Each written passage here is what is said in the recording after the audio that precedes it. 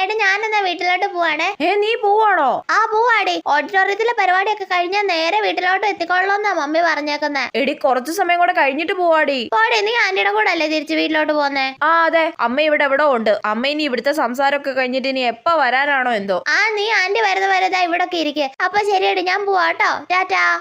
ശരിയടി, ടാറ്റ.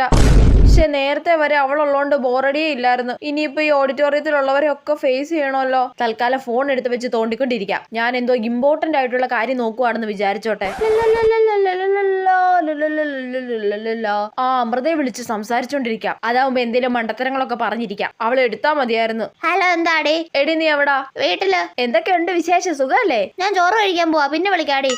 എടി കട്ടാക്കല്ലേ. ഷടാ കട്ടാക്കിയാ നീ ഇതേപോലെ പോസ്റ്റ് ആയിട്ടിരിക്കുമ്പോ വിളിക്കടി. അപ്പൊ ഞാൻ ശരിയാക്കി തരാം. അപ്പൊ ഞാനും ചോറ് കഴിക്കാൻ പോകും. അല്ല പിന്നെ ഗാലറി കയറി എന്തിനും തപ്പുന്ന പോലെ അഭിനയിക്കട്ടെ.